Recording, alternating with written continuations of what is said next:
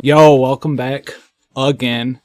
Today we're going to go over Setzer, obviously king of the free-to-play, if you know anything about him. He's a 4-star base, 6-star max. He's got some decent utility, we'll go over that. He can be a high chainer for you, to build up a chain for another unit on your team, or he can be the chain finisher and just do all of your damage. And he doesn't really need that much gear, and we'll get to that in a second. And we'll go over why that makes him so good. Alright, so we're going to go over his base stats here. 3,530 HP. That's pretty strong. 142 MP. That's alright. His attack's 140. That's actually decent. It's a decent. 124 defense. A tiny bit on the low side, but what can you expect? 120 magic and 116 spirit. Magic's irrelevant, I think, for him, so not that big of a deal. Spirit, he's going to take a little more damage for magic attacks. Decent increases from pots here. You can go up to 174 attack. Just shy of 4k HP, over 200 MP, so that's fine. 150 defense, 142 spirit, 146 magic. Nothing to write home about, but he might not need that many stats for you in the first place, although those are solid stat lines, especially his HP. You can use knives, normal swords, throwing weapons, hats, light armor, light helms, I guess, cloth armor, light armor, robes, and accessories. So he's got a decent selection here. It might look like his weapon selection's bad, but it's actually insane, because those are the things you're going to be wanting equipping on him most of the time anyway. Because a lot of swords and daggers will give you a lot of different elemental affinities, which is super important with Setzer. Super important. And he has a passive that works with throwing weapons. So if you actually need to stack attack on him, you're going to want to use a throwing weapon, which you can equip. His TMR is really weird. There's a couple units in the game that may or may not be able to make use of it, but if you use this TMR, you have to... You can't dual wield. It has to be equipped with two hands, basically. And what it does is, every time you attack your weapon, there's a weapon damage range value that is affected by whatever kind of weapon you have equipped. Like, great swords have the largest damage variance in the game, outside of this weapon, which is fixed die, is called. And it'll basically, this is a multiplier that's applied to your attack stat, more or less. So it'll cause you to do a lot of extra damage, or not very much. Thankfully, he doesn't use it because he's super good with dual wield. So if you're going to use Setzer, you don't have to worry about getting his TMR to use on himself. So that's also a plus. His limit burst isn't that amazing. It's got a decent multiplier with ignore 50% defense on it. So it's pretty good.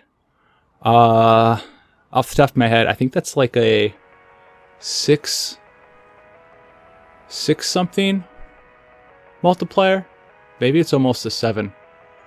It's like a 7 point something damage multiplier AoE. So it's a bunch of damage AoE. Nothing bad about that, right? I guess. I don't know. So let's go over some of his traits here. He has chivalry, which is probably the worst part about this unit, period. Chance to protect a female ally 5%. He's not a tank. I don't know why he's pretending to be a tank.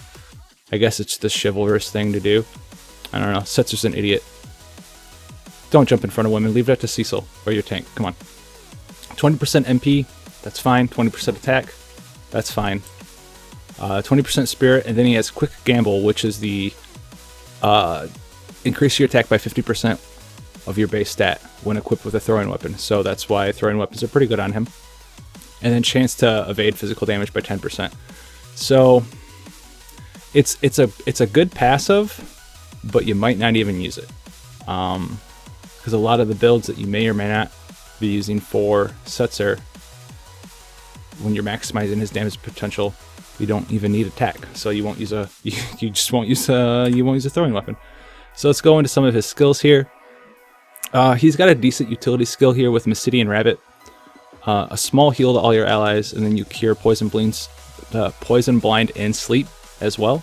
So, like, curing poison and blind's not that big of a deal. Being able to cure sleep, that's okay. So, like, this skill's not like the greatest thing ever, but he has it. If you need it in a quick pinch, it's there for you. Then he has gamble attack, physical damage. It'll attack 1 to 7 times, and then the multiplier is 1.2 times each. So like if you get the 7 roll on it, what is that, like a 8.4 multiplier? So it's good. I think it's a slow rolling attack like Barrage though, so you probably will not be using this skill that much, but it's there, I guess, if you need to. And then we have Prismatic Flash. This move is part of why he's so good. So Prismatic Flash is a 7-hit AoE attack. The multiplier on it isn't very high, but it's 7 hits. So you can pair some Setzers together in both Prismatic Flash and have them both equipped like, I don't know, a coral sword, and they'll just lightning elemental chain with each other, and you finish it with like a Furion or something. With Prismatic Flash, you can chain and do a bunch of damage with another unit. That's one way you can go with Setzer, where you like give him like some sort of elemental affinity weapon and then like a throwing weapon to boost his attack, put as much attack gear on him as you can, do some damage with both your Prismatic Flashes, and then finish someone with a Furion. But there might be a better build for him, and we're going to get that in a second because it's super strong, especially as a free-to-play. Joker's Death, instant KO to all enemies, 25 MP. It's okay. I don't really know when you're going to use this. If something's not immune to death, you can probably kill it with your units anyways. So, Then we have probably his worst active skill in the game, which is Slot. He'll randomly use Joker's Death, Prismatic Flash, Mega Flare, or Double Dice that's pre-rolled to 55,555 flat damage to all enemies. So if you're using Slot, it means you probably don't want to be using Joker's Death. So that's a dud roll. If you wanted to use Prismatic Flash to chain, you'd be using Prismatic Flash anyways instead of Slot. So that's kind of a dud move. Mega Flare is a really good damaging move, for sure. Physical damage 3-point multiplier with ignore defense 25% to all enemies. That's really strong. That's like a 4-something multiplier, maybe almost a 5. That's really strong. And then double dice for 55,000. Oh no, that's 5,555, not 55,000. So basically, if you're using Slot, you're trying to get Mega Flare and not the other 3 things. So don't use Slot. Sorry, Setzer. We have Gamble Fall. It's an interesting move, and it's really good because they're all 40% breaks, but they're all random. So in your team, you probably have someone that's already your dedicated like breaker or full breaker anyways. So I don't actually see anyone getting any use out of this skill. Because if you need to break something, you probably have a way to consistently break that stat already. So I don't see this being used. Poor Setzer. Curse Card. Physical damage 1.8 times to all enemies, and then 2 random status elements. This is just Fire Flask. This is just Noctis. So, if you ever been in arena and Noctis Fire Flasks you get mad. Or if you're doing a PvE thing and you're like, man, this monster can be paralyzed, but I have no one to do paralyze on my team. Setzer will just do that for you. This is just Fire Flask. Fire Flask is really strong, has been strong for a while, and you can get it on a 4-star base unit now. So that's strong. And then we have Red Card, another really strong ability on this unit. Physical damage. It's got a total multiplier of 3.2, but it's a 10-hit move. It's a 10-hit move. So you can do with 2 Setzers together, what is that, like a 19 chain? Give them both an elemental weapon. You 19 elemental chain. It is only one enemy. Prismatic Flash is AoE. This is single target. So if you're single target, you use Red Card. If you're Prismatic Flash, if you're AoE, you use Prismatic Flash. And I can't confirm it, but I do think that I read somewhere that Red Card can actually chain with Yoon.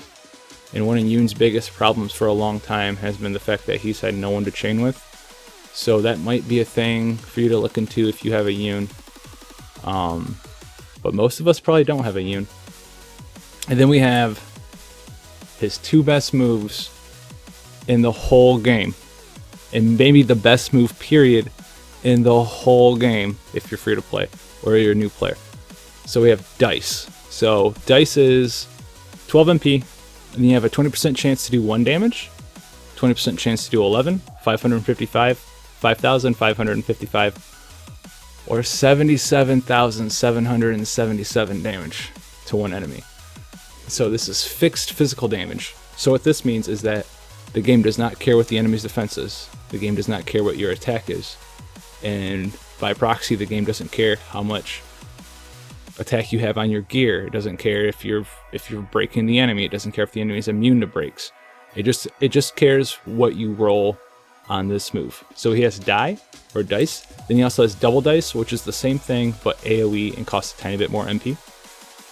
And so why this is so utterly broken for some people, and it is random, right? Oh, and double die is actually a little different because dice is 111,555, 5,555, and then 77,000. Double dice is 11, 111, 5,555, and then 55,000 and 77,000. So once you get double dice, you'll stop using dice, period, because this gives you a 40% chance for a good outcome instead of the 20% from the normal dice. So he doesn't care about what your attack is, but there are other modifiers you can apply to your attack in this game to take advantage of the 77,000 base damage you can do. And the gear you get for it, or the gear you need, it's not that hard to acquire. So what you want dual wield on him, which is normally kind of hard to get, but we just had the Easter event, and hopefully you picked up that second knife. You didn't go, oh man, second knife's got 5 attack, it's garbage.